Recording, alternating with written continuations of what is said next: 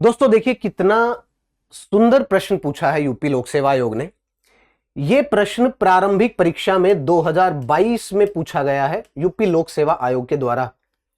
और यह प्रश्न आपके फैक्ट और कॉन्सेप्ट दोनों डिमांड करता है। चलिए इस प्रश्न को एक बार पढ़ते हैं। आगरा और दार्जिलिंग एक ही अक्षांश पर स्थित है, लेकिन उनके औसत तापमान में काफी अंतर है। इसका मुख्य कारण क्या है? सिंपल 4 ऑप्शन है। यदि आपके कॉन्सेप्ट और फैक्ट दोनों मजबूत है तो आपसे इजीली ये प्रश्न बन जाएगा। चलिए एक और प्रश्न देखते हैं ऐसा ही सुंदर। ये प्रश्न 2024 में यूपी पीसीएस में पूछा गया था। रैंडम क्वेश्चन नहीं है, ये सारे यूपी पीसीएस में आए हुए हैं। देखिए एक वो, विच of the following seasonal phenomena is responsible for the rainfall during the winters in the south eastern region of India. कितना अच्छा प्रश्न है ये। इसमें भी आपको जब तक एडवांस ऑफ द मॉनसून ये कॉन्सेप्ट क्लियर नहीं होगा, ये वाला आंसर, ये वाला प्रश्न आपसे नहीं बनेगा। ऐसे ही ये प्रश्न देखिए आप, ये भी 2023 में पूछा गया है। यूपी पीसीएस 2023 में आया, एक्चुअल क्वेश्चन है ये। और ये सारे के सारे प्रश्न ऐसे हैं कि यदि आपके कॉन्सेप्ट क्लियर है तो 1 मिनट में बन जाएगा। ये 2 मिनट तो लेगा ही नहीं, 1 मिनट के अंदर अंदर बन जाएंगे सारे, और आपको पूरे नंबर देके जाएंगे। कोई नेगेटिव मार्किंग नहीं होगी यदि आपके कॉन्सेप्ट क्लियर है तो। देखिए इन सबके आंसर हम एंड में देखेंगे सेशन के। With reference to the El Nino which of the following statement is or are correct. आपसे 2 स्टेटमेंट पूछे, डायरेक्ट स्टेटमेंट है। यदि आपको पता है तो बिल्कुल ठीक है एल नीनो के बारे में, और आपको नंबर मिलेंगे, अदरवाइज नहीं। उसी के साथ साथ एक और प्रश्न देखिए, इसको और पढ़िए। असर्शन और रीजनिंग टाइप ये प्रश्न है। The Tamil Nadu coast remains dry during the south west monsoon season. ये 2021 में, ये भी 2023 में पूछा गया है। और इसका रीजन क्या था? The Tamil Nadu coast lies parallel to the bay of Bengal branch and in the rain shadow region of the Arabian sea branch. बताइए, this is the assertion and this is the reason. बताइए इनमें से क्या होगा? ये भी 2021 में पूछा गया है। कॉन्सेप्ट प्लस फैक्ट दोनों का मिश्रण है ये। लास्ट प्रश्न देखिए, ये 2021 में पूछा गया था, और ये प्रश्न भी अच्छा है। भारत के उत्तर पश्चिमी भाग में सर्दियों में वर्षा का कारण क्या है? देखिए लगातार कई सालों से इस पर्टिकुलर टॉपिक से क्वेश्चंस पूछ रहा है यूपी पीसीएस, और अब जो इस बार का जो पेपर होगा उसमें भी आने की पूरी संभावना है। इसीलिए ये जो टॉपिक है इसको बहुत ढंग से करिएगा, अच्छे से करना इस टॉपिक को। बिल्कुल छोटा टॉपिक है, ये पीडीएफ आपको मिल जाएगी। यदि आपने ये सेशन पूरा देख लिया देन आई एम 100% श्योर कि आपका कोई भी क्वेश्चन यहां से आया वो बिल्कुल भी नहीं छूटेगा, 100%। लेकिन आपको वीडियो पूरी देखनी है, ये पीडीएफ भी मिल जाएगी, कमेंट सेक्शन में बस एक बार बता दीजिएगा, ठीक है। नमस्कार और दृष्टि यूपी पीसीएस पर आप सभी का स्वागत है। ये 5 प्रश्न देखने के बाद आपको ये तो क्लियर हो गया कि ये जो टॉपिक है ये इस बार के यूपी पीसीएस 2026 के लिए भी ये एक महत्वपूर्ण टॉपिक है ज्योग्राफी में। और इंडियन ज्योग्राफी में इस टॉपिक को जब हम कवर करते हैं तो सबसे अच्छी बात यह है कि इस बार भी 2 से 3 प्रश्न आएंगे, और यदि आपके कॉन्सेप्ट और फैक्ट इस टॉपिक से संबंधित क्लियर हैं तो इनमें मार्क्स स्कोर करना सबसे ज्यादा इजी है ऐसे टॉपिक में। और अभी हम इसको 35 से 40 मिनट में कवर भी कर लेंगे, इतना आसान टॉपिक है ये, भारत की जलवायु। आप बस सेशन को पूरा देखना, उसके बाद ये जो पीडीएफ है ये टेलीग्राम चैनल पे मिल जाएगी, लिंक उसका डिस्क्रिप्शन बॉक्स में ऐड करा दिया जाएगा, वहां से डाउनलोड करना, मतलब रिवाइज करना वहां से, और कोई यदि प्रश्न आया तो वहां से इजीली बन जाएगा ये।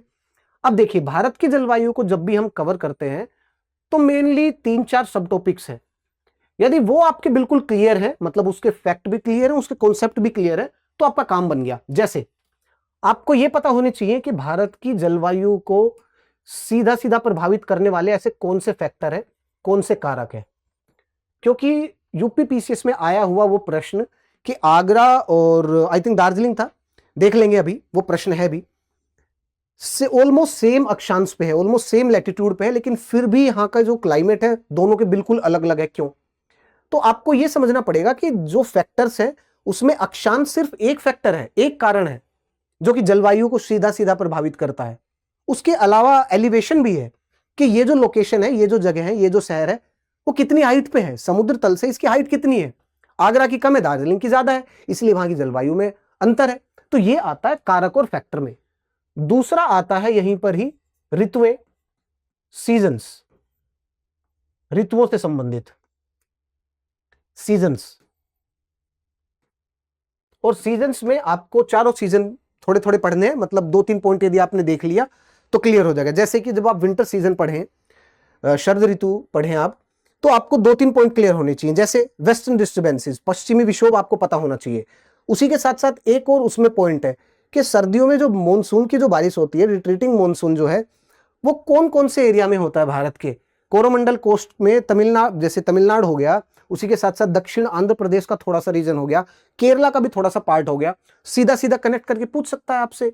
तो ये 2 पॉइंट जब भी हम विंटर सीजन पढ़े तो आपको मस्ट है, पता होना चाहिए। तो ऋतुओं से संबंधित आपको पॉइंट भी पता होना चाहिए। उसी के साथ साथ एक और है, भारत की जलवायु में आपको क्लाइमेटिक रीजन्स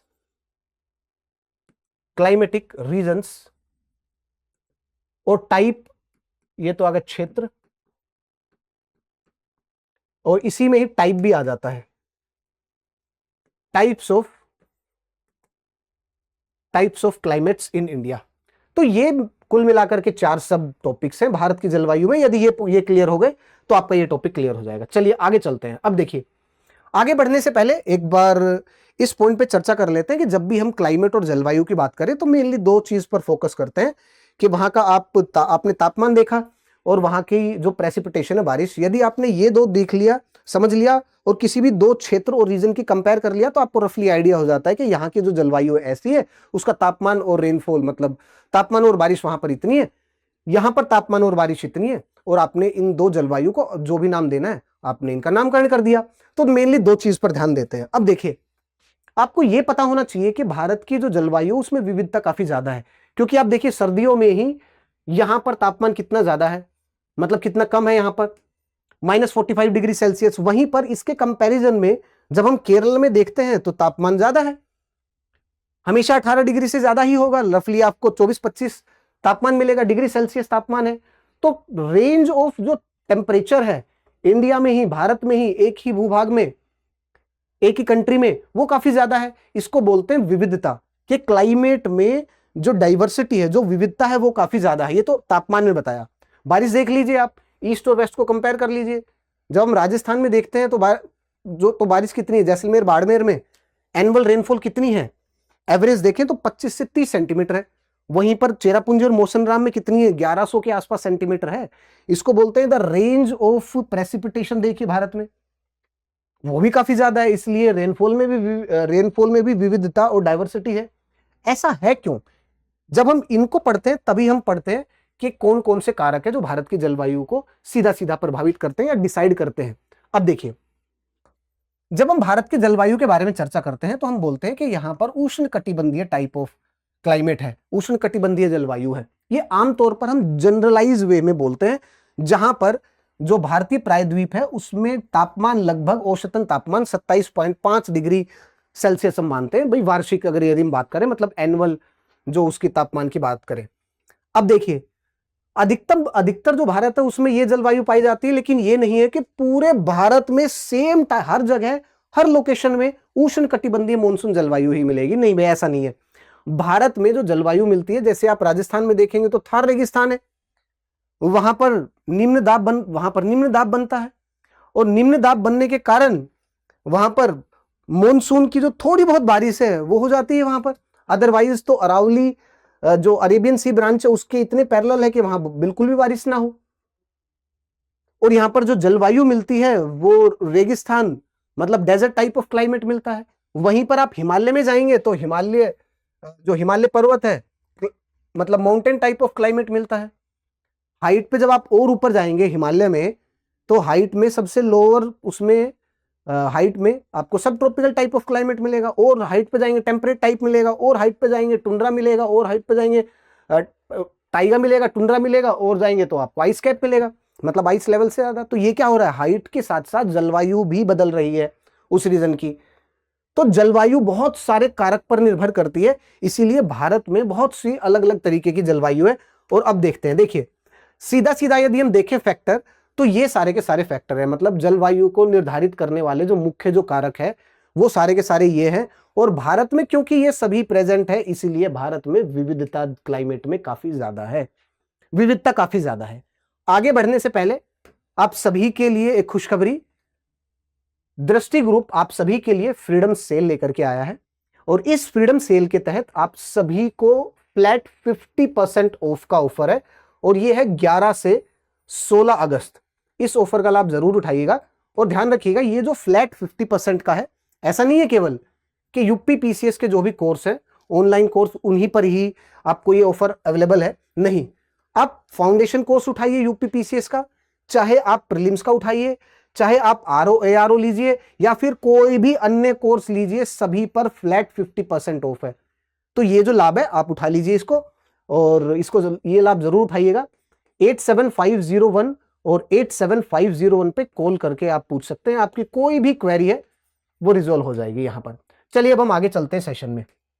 देखिए भाई यहां पर देखिए, भारत की जो जलवायु है उसको निर्धारित करने वाले जो मुख्य कारक है उसमें है सबसे पहला भारत का विशाल आकार।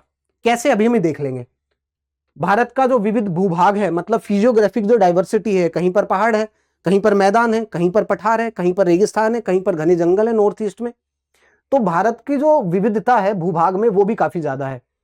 भारत का जो ज्योग्राफिकल एक्सटेंट मतलब अक्षांश और देशांतर वो भी काफी ज्यादा है, वो भी सीधा सीधा क्लाइमेट को वो करता है, इंपैक्ट करता है। और उसी के साथ साथ ऐसी बहुत सारी मौसमी प्रणालियां हैं, पवने हैं, जो कि भारत की जो जलवायु उसको सीधा सीधा वो करती है, इंपैक्ट करती है। देखिए यदि हम इसको और बारीकी में जाकर के देखें तो भारत की जलवायु को निर्धारण करने वाले कारकों को हम दो उसमें डिवाइड कर सकते हैं, स्थिति मतलब लोकेशन, और दूसरा आता है इसी में ही कि एल्टीट्यूड, कितने हाइट पर है ये लोकेशन। लोकेशन मतलब स्थिति में भी 4-5 पॉइंट आ गए। सबसे पहला क्या है कि अक्षांश, कि अक्षांश ये डिसाइड करता है कि उपोष्ण कटिबंधीय जलवायु होगी या उष्ण कटिबंधीय जलवायु होगी। ऐसा एरिया जो कि ट्रॉपिक के पास है, मतलब भूमध्य रेखा के पास है भारत का एरिया, जैसे ये अर्थ हो गई, ये इक्वेटर है भूमध्य रेखा, और भूमध्य रेखा के पास आप सभी जानते हैं कि यदि यहां पर है दिस इज इंडिया, तो भूमध्य रेखा के पास जो साउथ वाला जो रीजन है वहां पर जलवायु कैसी होगी, वहां पर उष्ण कटिबंधीय क्षेत्र होगा। तटीय क्षेत्रों में भी ऑलमोस्ट आपको उष्ण कटिबंधीय टाइप मिल जाता है, जैसे वेस्टर्न घाट के पास। लेकिन जैसे जैसे आप और ऊपर जाएंगे, जैसे जैसे आप ट्रॉपिक ऑफ कैंसर को क्रॉस करेंगे, अक्षांश में आप ऊपर की तरफ जाएंगे तो उपोष्ण कटिबंधीय आपको जलवायु मिलेगी। तो अक्षांश सीधा सीधा डिसाइड करता है कि उपोष्ण कटिबंधीय होगा या उष्ण कटिबंधीय क्षेत्र होगा। तो ये हो गया सबसे पहला पॉइंट। और आप ये भी जानते हैं कि भारत का जो ये जो एक्सटेंट है, लैटिट्यूडनल एक्सटेंट मतलब अक्षांश जो है वो काफी ज्यादा है, इसी के कारण भारत की जो जलवायु है उसमें डाइवर्सिटी भी है, सबसे पहला पॉइंट। दूसरे पॉइंट को देखते हैं, ये पॉइंट क्लियर? हाँ जी। दूसरा है भारत की जो ज्योग्राफी है उसमें भी डाइवर्सिटी काफी ज्यादा है। मतलब क्या है देखते हैं। देखिए आप सभी को पता है कि भारत में नॉर्थ में तो हिमालय है, यदि हिमालय नहीं होते तो संभवतः क्या होता, सोचते हैं। हिमालय नहीं होते तो मॉनसून नहीं होता भारत में, क्योंकि भारत में जब आप पूरे वर्ल्ड में देखेंगे कि मॉनसून सबसे ज्यादा बेहतर तरीके से निखर के कौन से क्षेत्र में आता है, तो वो है इंडियन सबकॉन्टिनेंट। इसीलिए प्राचीन समय से यहाँ पर जो इंडो गैंजेटिक प्लेन रहे हैं और पूरे भारत में हमेशा इतनी ज्यादा सुख समृद्धि रही है, क्योंकि यहाँ की जलवायु, यहाँ का क्लाइमेट, यहाँ का मॉनसून टाइप ऑफ वेजिटेशन, उसके कारण जो पॉपुलेशन है और जो जनसंख्या है वो फली फूलती आ रही है बहुत समय से, प्राचीन काल से। Geography played an important role, सबसे ज्यादा महत्वपूर्ण रोल रहा है भूगोल का प्राचीन सभ्यता बनाने के लिए। प्राचीन सभ्यताओं का, प्राचीन जो एम्पायर है मतलब एंशिएंट एम्पायर्स का, किंगडम्स का, उनकी स्थापना में सबसे बड़ा रोल है ज्योग्राफी का, भूगोल का। और ये प्रश्न पूछा भी है यूपीएससी ने, जीएस पेपर 1 में मेंस में सबसे पहला पेपर पूछा है। और ऐसे ही प्रश्न आजकल स्टेट पीसीएस भी पूछता है, इसलिए आपके कॉन्सेप्ट स्ट्रॉन्ग होने चाहिए। पहला पॉइंट क्लियर। दूसरा, हिमालय पर्वत। तो हिमालय यदि नहीं होते तो सबसे पहली बात है कि मॉनसून भी नहीं होता, क्योंकि हिमालय है, जब हिमालय बने तभी उसी टाइम पे तिब्बतियन प्लेटो बना, और तिब्बतियन प्लेटो हैं तो इसीलिए मॉनसून एज अ डिस्टिंक्ट और monsoon as a special feature of South Asia, वो साउथ एशिया में इतने प्रोमिनेंटली और इतना खुल करके अपने आप को मॉनसून एक्सप्रेस कर पाता है। मॉनसून टाइप ऑफ जलवायु है यहाँ पर। यदि हिमालय नहीं बनते, यदि तिब्बत का पठार नहीं होता, तो ऐसी बारिश ही नहीं होती मॉनसून की, सीधी सी बात है। और एक और पॉइंट है, यदि हिमालय नहीं होते तो और क्या होता, तो मान लिया कि मॉनसून की जो बारिश है वो इंडिया में होती है और मॉनसून हर साल आता है इंडिया में, लेकिन हिमालय एक इस तरीके से एक दीवार की तरह एक्ट करते हैं और मॉनसून की जितनी भी हवाएं हैं उसको इंडियन सबकॉन्टिनेंट में ही रोकते हैं, और उसकी जो नमी है, उसके जो मॉइस्चर है, वो जो सोना है, उसको केवल और केवल इंडियन सबकॉन्टिनेंट तक ही रखते हैं, तभी तो इतनी बारिश होती है। तभी तो हमारी जमीन उपजाऊ है, तभी तो हमारी जमीन से इतनी ज्यादा उत्पादन होता है।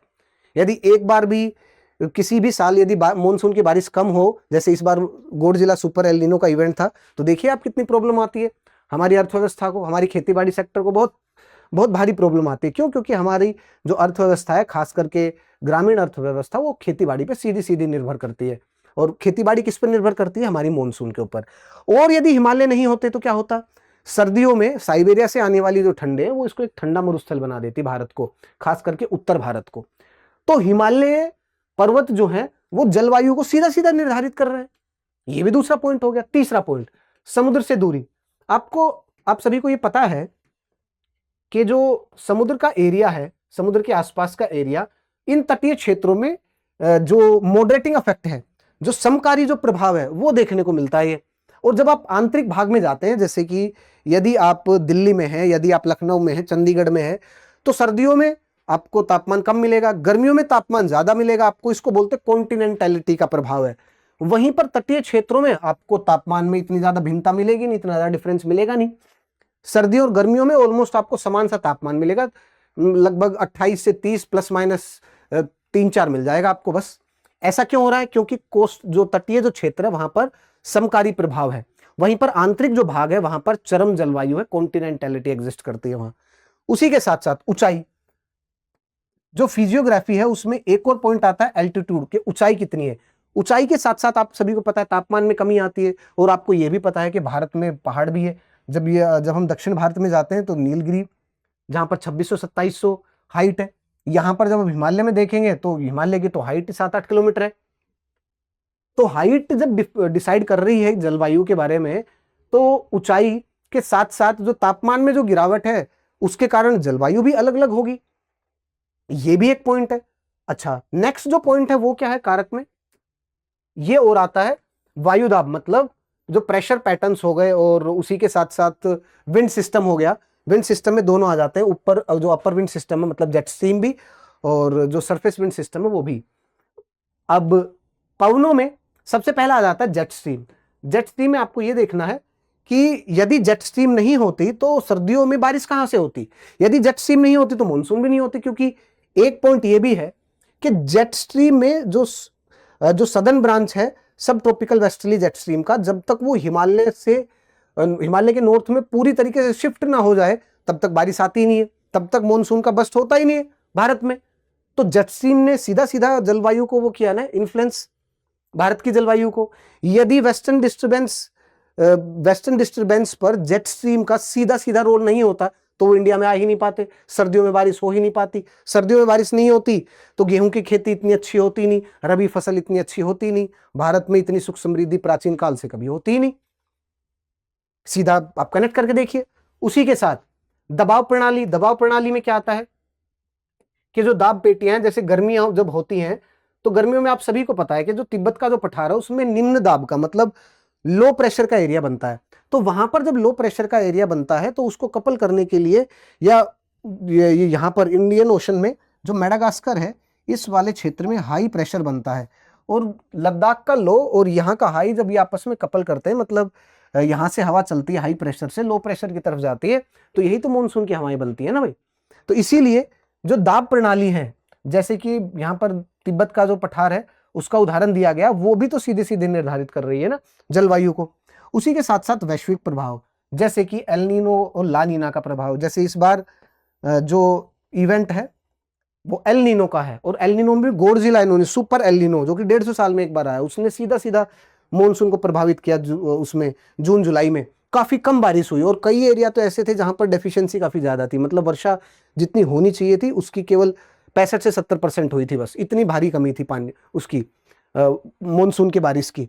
तो एल नीना ला नीना सीधा इंपैक्ट करता है। इंडियन ओशन डाइपोल यदि नेगेटिव है तो बारिश कम होगी मॉनसून की, यदि पॉजिटिव है तो बारिश ठीक ठाक होगी। मध्यम जूलियन ऑसिलेशन यदि पॉजिटिव है तो बारिश ठीक ठाक होगी, नेगेटिव है तो बारिश इतनी ज्यादा नहीं होगी। तो ये सारे के सारे कारक है, आपको पता होने चाहिए, एज इट इज इनको रिवाइज कर लेना भाई, ठीक है। चलिए आगे चलते हैं। देखिए नेक्स्ट, अब हम चलते हैं ऋतुओं से संबंधित। अब ऋतुओं में आपको 2-3 पॉइंट याद रखने हैं सभी ऋतुओं से संबंधित, जैसे कि ग्रीष्म ऋतु 2-3 पॉइंट याद रखने हैं। उसके बाद मॉनसून से संबंधित वही 2-3 पॉइंट आएंगे, कौन से इंपॉर्टेंट पॉइंट हम देख लेंगे। उसके बाद रिट्रीटिंग मॉनसून से संबंधित आपको एक दो पॉइंट पता होने चाहिए। जो अक्टूबर से नवंबर मतलब मॉनसून के बाद का जो समय है वो पता होना चाहिए, और जो शीत ऋतु है उससे संबंधित आपको एक दो पॉइंट क्लियर होने चाहिए। यदि ये 4 पॉइंट मतलब ये 4 के आपको 2-3 पॉइंट पता है तो ये टॉपिक क्लियर हो गया, ठीक है। यहीं से ही कोई प्रश्न आया तो यहीं से आ जाएगा, अदरवाइज उसको छोड़ देना, ठीक है। अब देखिए गर्मियों में सबसे पहला पॉइंट क्या होता है कि गर्मियों में आपको पता है कि जो ITCZ है, क्योंकि देखिए गर्मियों में जो कर्क रेखा है, कर्क रेखा की ओर सूर्य की किरणें आनी शुरू हो जाती है। मतलब यदि ये कर्क रेखा है तो जो सूर्य के जो किरणें कर्क रेखा के पास मई के एंड में आकर के बिल्कुल सीधा लंबवत गिरती है। तो कर्क रेखा के और सूर्य के खिसकने के कारण ये जो ITCZ है, जिसको हम बोलते हैं उष्ण कटिबंधीय अभिसरण जो क्षेत्र है, जो कि निम्न दाब का क्षेत्र है, मतलब निम्न दाब की ये जो बेल्ट है ये यहां तक आ जाती है ITCZ की। और जब ये यहां आती है तो आप सभी को ये बात बिल्कुल क्लियर है कि ITCZ के चारों तरफ ही, ध्यान से सुनना, ITCZ के नोट चारों तरफ, ITCZ के यहां पर साउथ से ये जो हवाएं आती हैं ये मॉनसून के रूप में आकर के इंडिया में बारिश करती हैं, जिनको मैं बोलता हूं साउथ वेस्ट मॉनसूनल विंड हवाएं, दक्षिणी पश्चिमी हवाएं, ये बारिश करती हैं। और ये बारिश क्यों कर रही है? क्योंकि ITCZ बन गया। और ITCZ क्यों बना, यहां पर क्यों आया? क्योंकि यहां पर तिब्बत का पठार है, और तिब्बत का पठार क्योंकि 4-5 किलोमीटर हाइट पे है, और 4-5 किलोमीटर की हाइट पर एक ऐसा पठार है जो गर्म हो रहा है। अब ये जो गर्म हो रहा है जब ये पठार, तो ये लो प्रेशर बनाता है यहां पर। अब जब ये लो प्रेशर बना तो जो ITCZ है, जो यदि ये पठार नहीं होता, ये यहां पर लो प्रेशर इतना नहीं बनता, तो ITCZ हो सकता है केवल यहां तक शिफ्ट हो पाता, इतना ज्यादा अंदर तक शिफ्ट नहीं होता, हो सकता है यहां तक शिफ्ट हो ITCZ। और मॉनसून इतना खुल करके नहीं, पर मॉनसून की बारिश इतनी खुल करके नहीं आती, मॉनसून एज अ फिनोमिना इतना खुल करके आपको नहीं देखने को मिलता यहां पर। लेकिन क्योंकि तिब्बत का लो भी है, प्लस ये भी एरिया गर्म होता है, तो उसके कारण ये जो ITCZ है ये इंडियन सबकॉन्टिनेंट में बिल्कुल अंदर की तरफ आ जाती है, इंडो गंजेटिक प्लेन में, जो गंगा जमुना के जो जलोढ़ मैदान है वहां तक आ जाती है। और यही एक सबसे बड़ा कारण है कि मॉनसून खुल करके इंडिया में आता है। तो गर्मियों में ये पॉइंट बिल्कुल क्लियर हो गया ग्रीष्म ऋतु में कि ITCZ का जो शिफ्ट होना है वो एक बहुत बड़ा पॉइंट है, और ये हो गया ITCZ, shifting of the ITCZ एक बहुत बड़ा पॉइंट है गर्मियों से संबंधित, ठीक है। चलिए अब हम आगे चलते हैं, और इसको बोलते हैं उष्ण कटिबंधीय अभिसरण क्षेत्र। नाउ दूसरा जो पॉइंट आपको ये पता होना चाहिए कि गर्मियों के दौरान ही कुछ हम टर्म्स पढ़ते हैं जिनको हम बोलते हैं कि प्री मॉनसून शावर, मतलब मॉनसून पूर्व के साथ ना कुछ स्थानीय तूफान होते हैं, उस टाइम पे थोड़ी बारिश होती है, जिनको हम प्री मॉनसून शावर्स बोल देते हैं कि वो बारिश है। अलग अलग रीजन और अलग अलग क्षेत्र में उनका नाम अलग अलग है। तो हो सकता है कि मैच द फॉलोइंग में ऐसे प्रश्न आ जाए। एक पॉइंट तो ग्रीष्म ऋतु संबंधित हो ही गया, ITCZ का शिफ्ट होना। दूसरा ये है कि जब भी प्री मॉनसून शावर से पॉइंट में रिलेटेड पॉइंट आए तो ये आ सकता है कि मैंगो शावर्स कहां पर है और ये लाभदायक किस चीज के लिए है। आपको ये पता होना चाहिए कि ग्रीष्म ऋतु के अंत में पूर्व जो मॉनसून की जो बौछार होती है, उनमें केरला में हम उनको मैंगो शावर बोलते हैं। केरल में ये जो प्री मॉनसून शावर है ये आम की जो खेती है, बागवानी है, उसमें आम के पकाने में बड़ी मददगार होती है, इसलिए हम इनको बोलते हैं मैंगो शावर्स। दूसरी ही जगह पर यहां पर ब्लूसम शावर बोलते हैं इसको। ये कॉफी कल्टीवेशन के लिए बड़ी महत्वपूर्ण है। तो आपको रीजन पता होना चाहिए, ये पता होना चाहिए कि ये जो हवाएं हैं, ये जो बौछार हैं, ये किस चीज के लिए वो है, इंपॉर्टेंट है। उसी के साथ साथ काल बैसाखी भी है, जैसे वेस्ट बंगाल में काल बैसाखी, जैसे कि बारडोली छीड़ा कहां पर है, ये असम में है। उसी के साथ साथ आपको लू, तो आपको पता ही है कि लू कहां पर है, कौन से क्षेत्र में, ये कैसी है, ठंडी है, गर्म है, ये लाभदायक है या क्या है, ये तो आपको पता ही है कि गर्मियों में आती है ये लाभदायक तो कहां से ही होगी।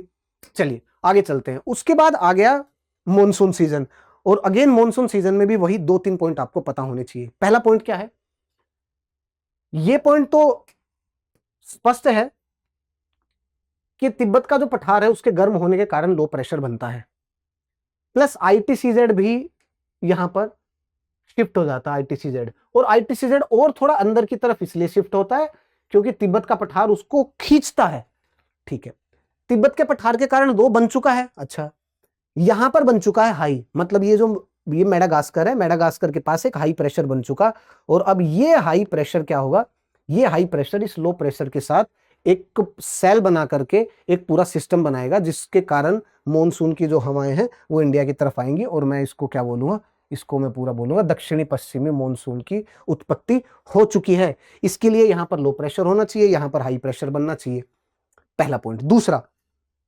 एक और पॉइंट है कि जब भी दक्षिणी पश्चिमी मॉनसून की उत्पत्ति होगी तो उसके लिए ये जो हिमालय वाला जो क्षेत्र है, हिमालय वाला जो रीजन है, यहां पर जो 7-8 किलोमीटर ऊपर जो हवा चलती है, जिसको हम बोलते हैं जेट स्ट्रीम, उसका नाम है सब ट्रॉपिकल वेस्टर्ली जेट, वो हिमालय से नॉर्थ में जानी चाहिए, मतलब उसका शिफ्ट होना आवश्यक है, क्योंकि जब मई के आसपास ना, मिड ऑफ द मई, अप्रैल और मिड ऑफ द मई, उसकी एक ब्रांच हिमालय के साउथ में होती है।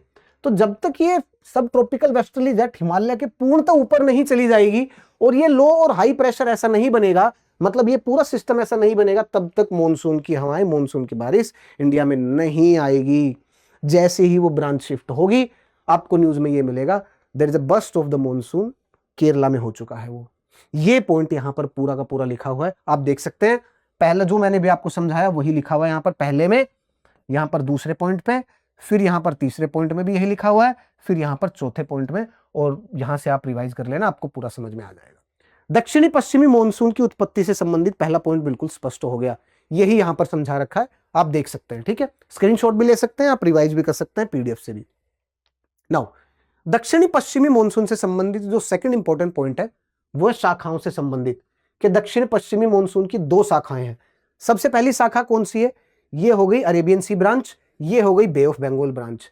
अरेबियन सी ब्रांच को भी हम 3 कैटेगरी में डिवाइड करके पढ़ते हैं, ताकि हमें यह समझ में आ जाए कि कहां पर कितनी बारिश है। हो सकता है कि कल को आपको यह पूछ ले कि यहां पर सूरत है, यहां पर मान लीजिए नागपुर है, तो सूरत और नागपुर में इतनी बारिश का डिफरेंस क्यों है, और वहां पर एक रीजन दे दिया आपके पास, मतलब 4 पॉइंट है, उसमें एक आंसर है, बाकी 3 चीजें गलत है। बताइए, आपको ये तब तक समझ में नहीं आएगा जब तक आपके कॉन्सेप्ट स्ट्रॉन्ग नहीं होंगे, देखना। तो इसके लिए आपको ये समझना है, अरेबियन सी में भी 3 सब ब्रांच होंगी। एक सब ब्रांच क्या होगी कि सीधा सीधा आकर के यहां पे टकराएगी किसके, ये है यहां पर वेस्टर्न घाट, तो वेस्टर्न घाट के आने के बाद सीधा टकराएगी। अब आपको पता है यहां पर्वत है, यहां से हवा आ रही है, और ऐसी हवा जिनमें नमी है ये आएंगे, टकराएंगे, टकराने के बाद इनके पास कोई स्पेस है नहीं क्रॉस करने के लिए, जाने के लिए, तो ये क्या करेंगे, ऊपर उठेंगे, और ऊपर उठने के बाद आपको पता है जैसे आसमान में जाएगी हवा ठंडी होगी, और ठंडी होगी तो एक लेवल, कंडेंसेशन लेवल क्रॉस करेगी, और आपको यह भी पता है कि हवा में जब नमी है और ठंडे सरफेस पे वो टकराएगी तो पानी की बूंदें बनेंगी, और ये पूरा का पूरा एक बादल का सिस्टम बनके बारिश करेगा, तो यहां पर होगी बारिश। और इसीलिए ये जो मुंबई के आसपास का जो रीजन है ना, जो क्षेत्र है, यहां पर बारिश ज्यादा होती है। यहां पर ये देखिए, इस वाले रीजन, इस वाले क्षेत्र में बारिश होती है भाई। एक तो ये पॉइंट हो गया। दूसरा, यही जो ब्रांच है, एक और जो ब्रांच है, ये ऐसे जाती है राजस्थान से, और अरावली को क्रॉस करते हुए पैरेलली अरावली के यूं निकल करके इस साइड में बारिश करती है। यदि अरावली की लोकेशन ऐसे ना होकर के, यदि अरावली की लोकेशन ऐसे होती ईस्ट और वेस्ट, तो साउथ जो सदर्न जो राजस्थान है उसमें बारिश होती ज्यादा, और यहां पर हो सकता है कि एवरग्रीन टाइप ऑफ फॉरेस्ट मिलते भाई, क्योंकि बारिश ज्यादा होती। ये तो अरावली की ओरिएंटेशन, अरावली जो अभी बने हुए हैं उनकी ओरिएंटेशन कुछ इस तरीके से है कि वो अरेबियन सी की जो एक ब्रांच है ना उसके पैरेलल है, इसलिए इतनी वर्षा नहीं हो पाती। दूसरा पॉइंट अरेबियन सी ब्रांच से संबंधित। तीसरा पॉइंट क्या है कि एक और है अरेबियन सी ब्रांच की तीसरी सब ब्रांच, जिसमें यहां पर हवाएं नर्मदा और तापी की जो रिफ्ट वैली है वहां से होते हुए और ऐसे जाते हुए यहां पर बारिश करती है भाई। यहां पर ये जो छोटा नागपुर प्लेटो वाला रीजन है, इसलिए यहां पर भी आपको ठीक बारिश देखने को मिलेगी। ठीक है, चलिए अब बे ऑफ बंगाल ब्रांच को देख लेते हैं। अरेबियन सी बिल्कुल क्लियर हो गई, अब बे ऑफ बंगाल ब्रांच देख लेते हैं। देखना, मेरी बात ध्यान से सुनना। आपको पता है आईटीसीजेड यहां पर शिफ्ट हो गई। आईटीसीजेड शिफ्ट होने के बाद ये जो ट्रेड विंड है ये इक्वेटर को क्रॉस करेंगी, इक्वेटर को क्रॉस करने के बाद ऐसे आईटीसीजेड की तरफ आएंगी, जो मॉनसूनल ट्रफ है, ये जो लो प्रेशर जो बेल्टा आईटीसीजेड, इसकी तरफ आएंगी। इक्वेटर क्रॉस करने के बाद ये डिफ्लेक्ट होंगी। डिफ्लेक्ट क्यों होती है? कोरियोलिस फोर्स के कारण, ध्यान रखना, कोरियोलिस फोर्स, कोरियोलिस फोर्स के कारण डिफ्लेक्ट हुई। डिफ्लेक्ट होने के बाद ये जब आईटीसीजेड की तरफ आई है, आईटीसीजेड की तरफ जब ये आ रही हैं, यहां से नमी उठाएंगी इस साइड से, Arabian sea branch, bay of Bengal, और अरेबियन सी से, बे ऑफ बंगाल से और इंडियन ओशन से, और ऐसे करते हुए इंडिया की तरफ आएंगे और इंडिया में बारिश करेंगी। तो दो ब्रांच हो गई, एक होगी अरेबियन सी ब्रांच, एक बे ऑफ बंगाल ब्रांच। तो बे ऑफ बंगाल जो ब्रांच है उसका डायरेक्शन क्या होगा, वो कैसे आएगी इंडिया में, ऐसे।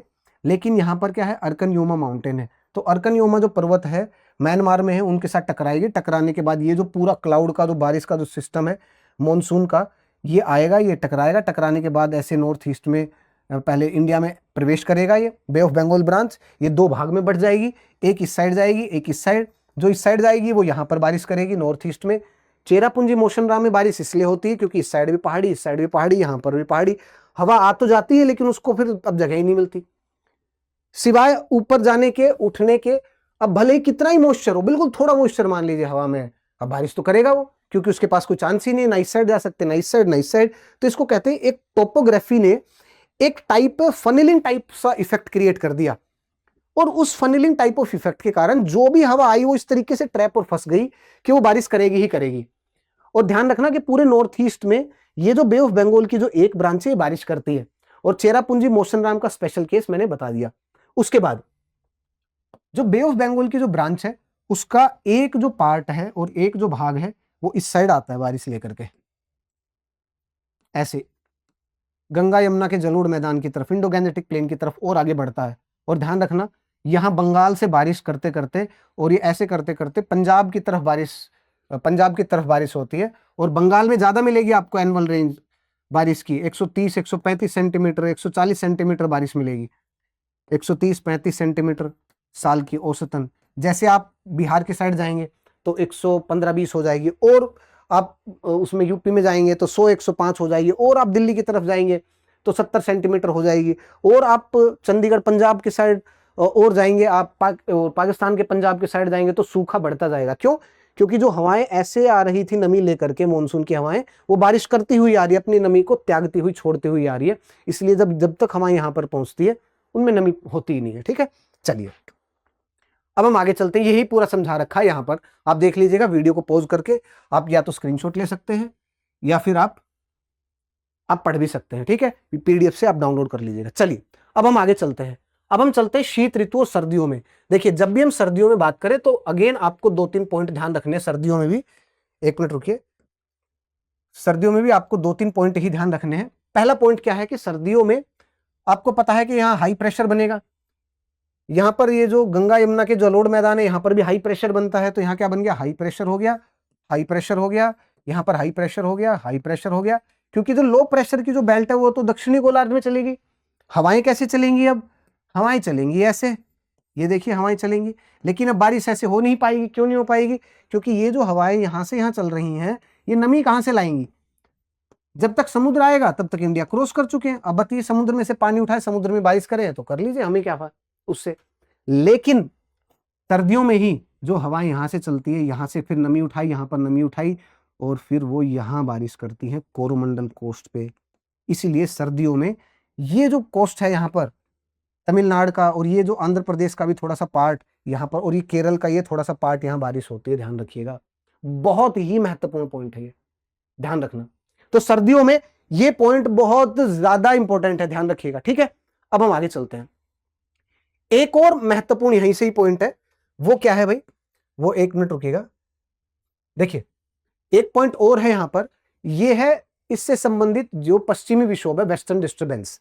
अब वेस्टर्न डिस्टर्बेंस में क्या है कि आपको पता है कि सर्दियों में यहां पर जो कुछ ओरिजिनेट होने वाले भूमध्य सागर में जो उष्ण कटिबंधीय जो चक्रवात है वो क्या करते हैं, वो जेट स्ट्रीम के प्रभाव में वो इंडिया की तरफ आते हैं, ऐसे यूं इराक ईरान को क्रॉस करते हुए, यूं अफगानिस्तान को क्रॉस करते हुए इंडिया की तरफ आते हैं, और इंडिया में आने के बाद इस क्षेत्र में बारिश करते हैं, जो कि रबी की फसलों के लिए बहुत ज्यादा महत्वपूर्ण है, विशेष करके गेहूं अत्यंत महत्वपूर्ण है उसके लिए।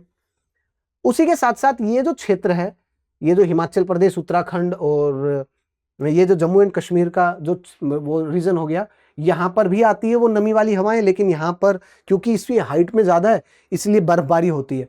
तो वेस्टर्न डिस्टर्बेंस आते हैं, तो दो इसके मेन जो है रीजन है, क्षेत्र है जहां पर बारिश होगी। यहां पर होगी बर्फबारी के रूप में पहाड़ी एरिया में, मैदानी एरिया में टेम्परेट साइक्लोन के रूप में होगी यहां पर। और ये गेहूं की खेती के लिए या फिर सीधी सी बात बोले रबी की जो फसलें हैं उसके लिए बहुत ज्यादा महत्वपूर्ण है। पंजाब, हरियाणा, पश्चिम यूपी में जो जो बारिश होती सर्दियों में वो इसी के कारण होती है, ठीक है। और पर्वतीय क्षेत्र के बारे में तो अभी चर्चा कर ही ली हमने।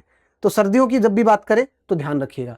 और लौटता हुआ जो मानसून है अक्टूबर में, उसके बारे में, उससे संबंधित ये पॉइंट आप ध्यान रखना, अक्टूबर हीट से संबंधित। अब ये रिट्रीटिंग वो क्या होता है उसको देख लेते हैं। देखिए, आपको पता है कि मानसून 1 जून को यहां तक आ जाता है, केरला तक। और केरला में आने के बाद आपको पता है कि मानसून ऐसे इंडिया में आगे बढ़ता है। 1 के बाद 2 जून इतने एरिया को कवर कर लिया, 5 जून में यहां तक हो गया इंडिया कवर, उसके बाद 10 जून को यहां तक हो गया, उसके बाद 15 जून को यहां तक हो गया, ऐसे करते करते लगभग 20 जून को यहां तक हो गया, ऐसे करते करते। और फिर उसके बाद ये फाइनली 25 जून के आसपास तक दिल्ली तक पहुंच जाता है। तो मॉनसून जब एडवांस ऊपर की तरफ जाता है, मॉनसून भारत में एडवांस करता है तो ऐसे आ रहा है ना। लेकिन जब मॉनसून जब रिट्रीट करता है ना, रिट्रीट करता है तो वो कैसे आता है मॉनसून, एक मिनट रुकिए। रिट्रीट में मान लीजिए आईटीसीजेड अब नीचे की तरफ जा रहा है और यहां तक आ गया आईटीसीजेड, तो मॉनसून यहां तक ही आएगा बस। ये जो इतना एरिया था अब यहां पर कोई बारिश नहीं होगी क्योंकि आईटीसीजेड थोड़ा नीचे की आ गया, नीचे की तरफ आ गया। अब मान लीजिए आईटीसीजेड यहां तक आ चुका है उसके सितंबर के एंड तक या सितंबर के पहले वीक तक, तो अब यहां तक है मॉनसून की हवाएं बस। उसके बाद यो आईटीसीजेड थोड़ा और नीचे आ गया। अब आपको ऐसा नहीं लग रहा कि मॉनसून पीछे हट रहा है, रिट्रीट सा कर रहा है, इसको बोलते हैं रिट्रीटिंग मॉनसून। और मॉनसून से संबंधित जब भी ये वर्ड आए ना, पीरियोडिक रिवर्सल, ये सही है मॉनसून की डेफिनेशन। मॉनसून की डेफिनेशन ये नहीं है कि जुलाई और अगस्त में जी बारिश होती है मॉनसून, वो तो है ही, लेकिन इसकी टेक्निकल ये आएगा कि मॉनसून से संबंधित यदि 4 पॉइंट आए और उसमें एक हो, मॉनसून का मतलब क्या है, periodic reversal of the wind, तो ये सही है। मॉनसून की हवाएं ऐसे ही भारत में आती हैं और फिर ऐसे ही रिट्रीट कर जाती हैं, पीरियोडिक रिवर्सल, समय के साथ periodic reversal of the wind is monsoon, ठीक है। चलिए अब हम आगे देखते हैं। यहीं पर ये पॉइंट लिखे हुए रिट्रीटिंग मॉनसून, आप देख लीजिएगा, स्क्रीनशॉट ले सकते हैं या फिर आप पीडीएफ से पढ़ लेना, ठीक है। चलिए, दक्षिणी पश्चिमी मॉनसून में आपको अंतर पता होना चाहिए। दक्षिणी पश्चिमी मॉनसून और उत्तर पूर्वी मॉनसून में जो भी मैंने आपको समझाया है पूरा का पूरा डिफरेंस है, ये आपके रिवीजन के लिए है। अब हम आगे चलते हैं और हम देखते हैं जलवायु के जो क्षेत्र है उनके वर्गीकरण से संबंधित पॉइंट देख लेते हैं। देखिए, आप सभी को पता है कि भारत में जो जलवायु है, जो जलवायु के जो क्षेत्र है, उनको आपको समझने के लिए आपको पहले ये समझना पड़ेगा कि भारत की जलवायु में भिन्नता बहुत ज्यादा है, डाइवर्सिटी, ये तो देख लिया आपने। और भारत में जलवायु भी अलग अलग तरीके से है, क्योंकि जब हम तापमान देखते हैं और बारिश देखते हैं तो आपको ये पता है कि बहुत ज्यादा बारिश वाले क्षेत्र भी है, कम बारिश वाले क्षेत्र भी है, और औसतन बारिश होती है ये वाला भी क्षेत्र है। और आपको ये भी पता है, जैसे कि ये देखिए, यदि हम यहां पर ही देखें, मान लीजिए आपने ये देखा इंडिया का मैप, तो आपको ये पता है कि यहां पर जो जलवायु मिलेगी वो सूखी जलवायु मिलेगी, यहां पर तो डेजर्ट है। जब हम यहां देखते हैं, ये पेनिनसुलर इंटीरियर, ये विदर्भ वाला रीजन भी और ये वाला भी, यहां पर भी सूखी जलवायु है। यहां पर सूखी जलवायु क्यों है? यहां पर सूखी जलवायु इसलिए है क्योंकि वेस्टर्न घाट का रेन शैडो इफेक्ट है, ये वेस्टर्न घाट है। तो वेस्टर्न घाट जो मॉनसून की जो हवाएं रोकते हैं, तो बारिश उसकी सारी कहां हो जाती है? उसकी सारी बारिश तो यहीं पर ही हो गई। तो बारिश जब यहीं पर ही हो चुकी है, सारी नमी यहीं पर ही गिर चुकी है, तो हवा वेस्टर्न घाट को क्रॉस करने के बाद भी आएगी, तो यहां बारिश नहीं होगी इतनी ज्यादा, क्योंकि ये लीवर्ड एरिया में आ गया। तो यहां पर बारिश कम है, वहां तो सूखा है। ये जो रेगिस्तान का, जो राजस्थान का जो रीजन है, तो बिल्कुल सूखा है। वहीं पर यहां बारिश ज्यादा है, जो नीले में आ गया। ये जो नीले में जो रीजन है, यहां पर अंडमान निकोबार, यहां ज्यादा है। ये जो नॉर्थ ईस्ट का रीजन आ गया नीले में, यहां पर भी बारिश ज्यादा है। तो आपको खुद ही पता चल गया जलवायु के क्षेत्र में कि यहां पर ऐसी जलवायु होगी जिसमें बारिश ज्यादा है, यहां पर ऐसी जलवायु जिसमें बारिश कम है, और बाकी जो रीजन हो गया वहां पर आप कहेंगे मॉडरेट है जलवायु, उसका कुछ दूसरा नाम रख देंगे। तो ये हो गया जलवायु के क्षेत्र, वर्गीकरण खत्म। अब इसको यदि आपको और देखना और समझना है तो यहां पर ध्यान दीजिए। देखिए, एक मिनट, देखिए, भारत की जलवायु को आपको समझने के लिए पहले ये समझना पड़ेगा, भारत में आर्द्र मतलब ह्यूमिड टाइप ऑफ, जहां बारिश ज्यादा हो वो भी जलवायु है। शुष्क और अर्ध शुष्क की बारिश कम होती है, एक बहुत ही कम बारिश शुष्क, वो वाले रीजन भी है। एक है ऊंचाई वाले, मतलब पर्वत के साथ जो क्लाइमेट और जलवायु बदलती है वो भी है। वो कहां पर है? वो आपको पता है हिमालय में है। और वो कैसे है? आप सभी को ये पता है कि जैसे जैसे हम हाइट में जाएंगे तो जलवायु बदलती जाएगी। ये पहला वाला रीजन हो गया, मान लीजिए ये आ गया सब ट्रॉपिकल, ये हो गया सब ट्रॉपिकल। जैसे आप थोड़ा सा हाइट में जाएंगे, ये कौन सा आ गया, एक मिनट, ये कौन सा आ गया, मान लीजिए आ गया टेम्परेट, और ऊपर जाएंगे तो टाइगा, टुंड्रा, इस तरीके से आते चले जाएंगे। तो पहली बात तो ये ऊंचाई वाला और पर्वतीय क्षेत्र कंप्लीट हो गया। देखेंगे अभी हम इसके स्पेसिफिकेशन देखने हैं। अब जितने भी हैं ये 2, 2, 4 और 3, 7, 7 के 7 के आपने यदि ये देख लिया कि कौन कौन से क्षेत्र हैं, यहाँ बारिश कितनी है और उनकी लोकेशन क्या है, यदि आपने ये कवर, और उनका तापमान कितना है, यदि ये देख लिया तो ये आपका रीजन कंप्लीट हो गए, खत्म। और ये सभी के सभी स्टेबल में है। देखिए ये सारे के सारे पॉइंट यहां पर ध्यान दीजिए कि जब भी हम मॉनसून, जब भी हम उसकी बात करें, जैसे मान लीजिए आप रेगिस्तान की बात करें कि वहां की जो जलवायु उसके बारे में बताओ, डेजर्ट टाइप ऑफ क्लाइमेट के बारे में, तो उसकी मुख्य विशेषता क्या होगी, बेटा बारिश कितनी है, 30 सेंटीमीटर के आसपास, 300 mm कह लीजिए या 30 सेंटीमीटर, उससे भी कम की वर्षा है। तापमान कितना है, 50 डिग्री से भी ज्यादा गर्मियों में मिलेगा कहां पर, भारत में, पश्चिमी राजस्थान, सीधा सीधा रिवाइज करना है। उसके बाद यदि हम देखेंगे आर्द्र जो उपोष्ण कटिबंधीय है, ये कहां पर मिलेगा आपको, इसकी वो बारिश कितनी है, वार्षिक जो वर्षा है वो है 100 सेंटीमीटर से 250 सेंटीमीटर। गर्मी में गर्मी है और ठंडी में उच्च ठंडी है। और ये क्या है, ये आता है आर्द्र उपोष्ण टाइप ऑफ जलवायु। ये कहां मिलती है, उत्तरी मैदान में मिलती है, सीधी सी है। उसके साथ साथ यदि हम और देखें तो जैसे सवाना टाइप ऑफ क्लाइमेट, वो कहां मिलेगा, जो अभी बताया था प्रायद्वीपीय जो आंतरिक भाग है उसमें मिलेगा। यहाँ के मेन पॉइंट और क्या है कि थोड़ी सी बारिश है वो 75 से 150 के आसपास मिलेगी, और यहाँ पर तापमान कितना मिलेगा, वो 40 डिग्री सेल्सियस के आसपास मिलेगा।